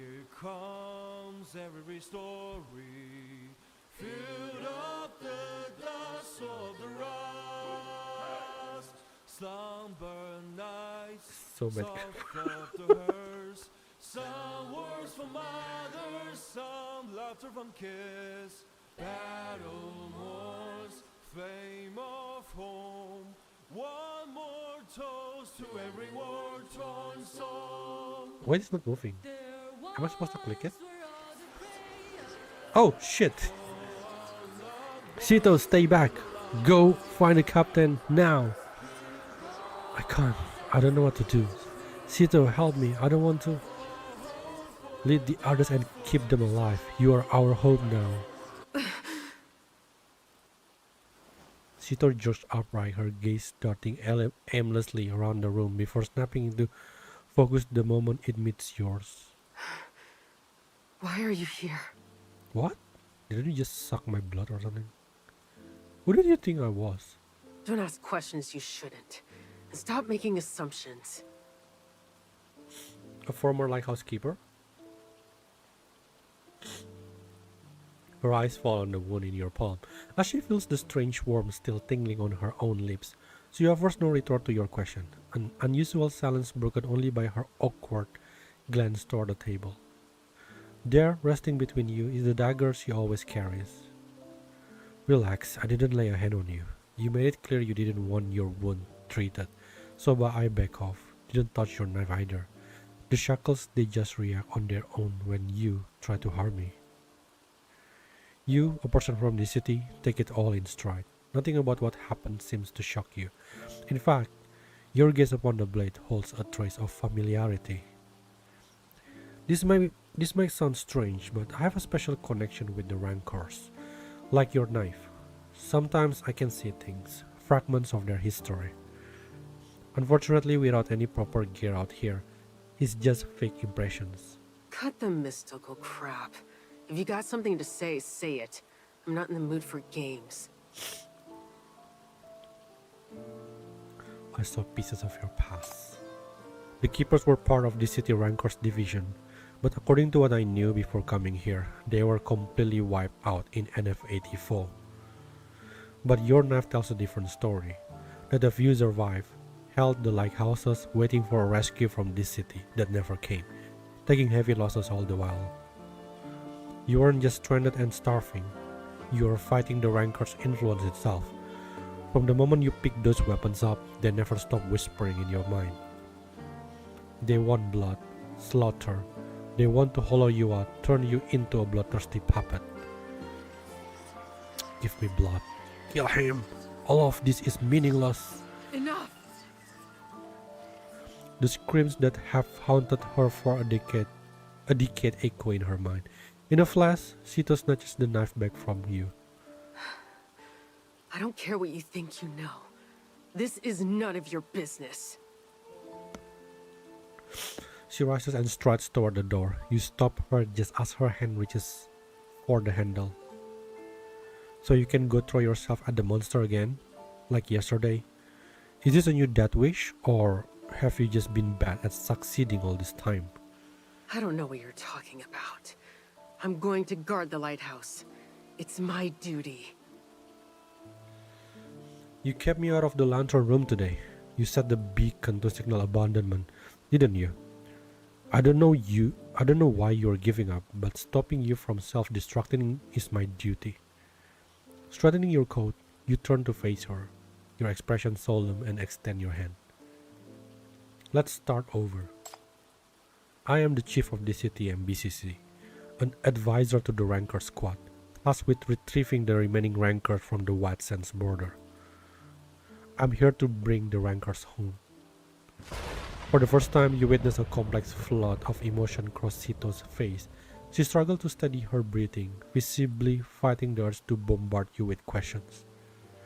You offer her a long silence, refusing to press her. You understand their resentment. How long had the Keepers stood their post? 10 years? 20?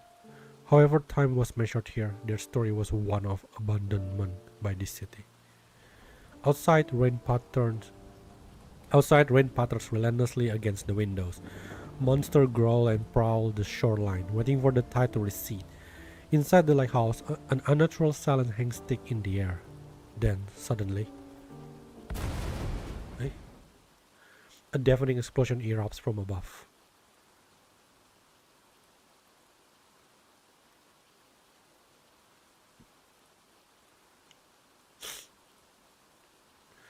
The lone sun amid the black tide, your only hope for rescue, Sito's last remaining anchor.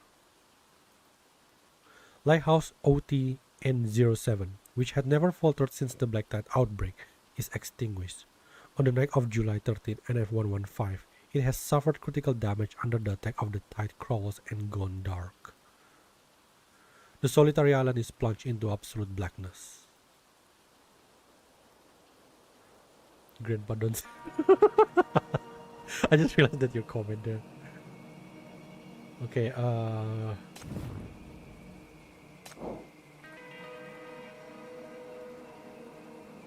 can't do anything outside.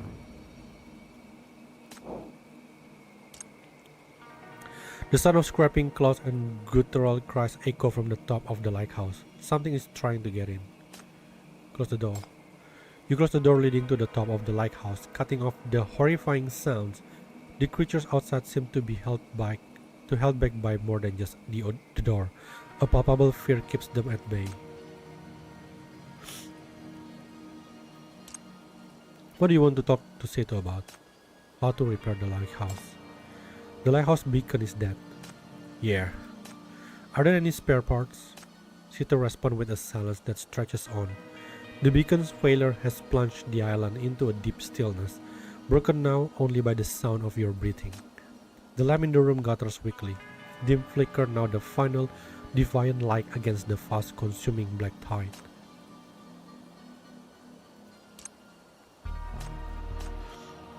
Ask about the next step. What should we do now? Silence hangs between you. Seto looks utterly drained, yet there's a new peace about her. A release from a long struggle. Her only response is a soft gesture toward the bed. Go to sleep now. Eh? What? It feels like a practice ritual. She gives you the bed, then turns to the desk near the stove, settling down to finally get some rest. What do you want to talk about?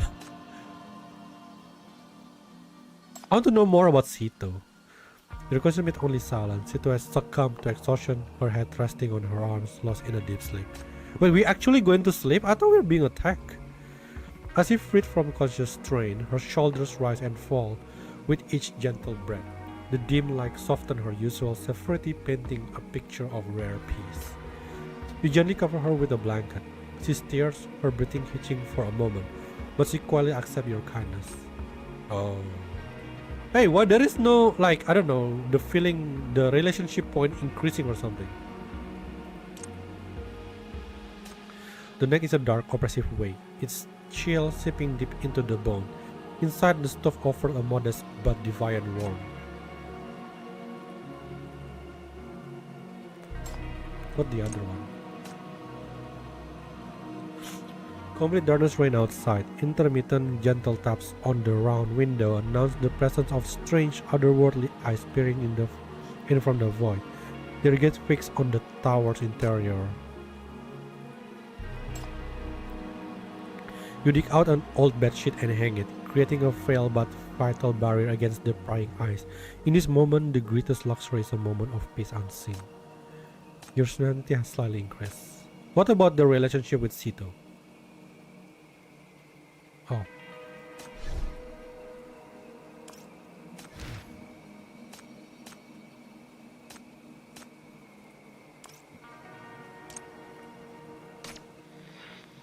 As promised, today we will be going over the difference between your friendly neighborhood trader and a nasty bandit ship.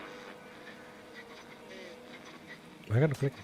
These days, bandits love to play dress up, pretending to be harmless merchants. But no matter how they try to hide, there are a few that give away you can spot a mile away. First up, check their draft. Bandit ships sit higher on the sand, a shallower draft, so they cut through the dunes with less resistance. Basically, they're built for speed. And the second big clue, listen up, it's all about the sound. Your average honest-to-goodness trader usually runs on a diesel engine. You will hear a deep chugging kind of sound, a solid dum-dum-dum. But a bandit ship, they need that quick getaway power.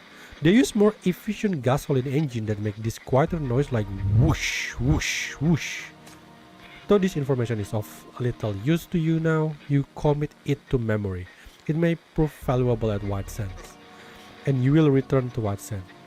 Suddenly, from the other end of the radio, a loud bang echoes as a door is thrown open, followed by the frantic sound of someone rushing into the room. Ark! Abu cries out in pain, following a dull thud. Out with it, boy! Spit it out! The slap lands with a brutal, meaty thwack, sending a phantom jolt of pain tingling through your own scalp. Mr. Amir, we've talked about this. Use your words, not your hands. There's no time for his stumbling. We've got that ship on the scope, but the area's crawling with hidden mines. Its draft is way too high above the sand. And from the sound of it, they are running a gas engine. Oh, that's the key for the that's the key for the box. No.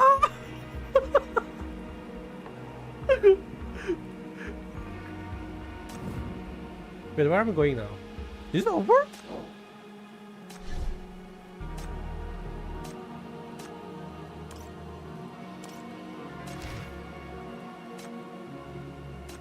Can I do it?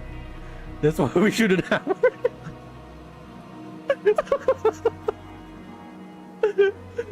Oh my god. Yeah. I can talk with Seto. There. Seto, what's this? She really found that key. It belonged to Herbert. Who's Herbert? Logistic. No, he was our second captain. Yeah, I don't have anything else. I think I'm gonna save it just in case we need some food. I wonder if like the it's going to have like multiple ending like Angel, and it will be depend on our relationship at the end with Sito. The problem is there is no indicator like how to with environment or characters. Yeah, the problem is like there is no. Can I burn this? Oh shit. A draft from the stove catches your eye. Luckily you have a hammer. A few sharp presses stabs later, the seal is tight. The fire immediately answers, flaring up and flooding the room with a newfound warmth. The room feels more cozy. Oh, okay, it's successful. Can I throw this thing? It doesn't seem to go here. Oh, what is one? Okay. I'm so curious, seriously. I don't know. Just curious with the possibility of option, what we can do with the character. Can I? Oh wait, let me just throw this thing here. There. There's still a lingering chill, so you fit some firewood to the stove. A crisp woody fragrance bursts forth, cutting through the damp air and slowly infusing the space with the promise of warmth. The room has become slightly warmer. What if I spend everything? Noticing grandpa play, I knew you are not good with dating. Why? Can I throw it again? I wonder if like if I keep giving the damn firewood, it's gonna get hotter and hotter. There. There's only. Oh shit. Okay, I thought the warm going to increase from slightly warm to warm or something, but apparently not. I just waste the freaking branch or the firewood. God damn it. Well, I don't think there's anything else here, that's right? Here, give it to Sito. No! You add more firewood to the stove and invite Sito to warm up by the fire with you. Though Sito offered no verbal reply to your invitation, she acquiesces by the settling into the seat across from you. She extends her hands toward the flames, her fingertips digging into. Oh, something happened! Can I do it again?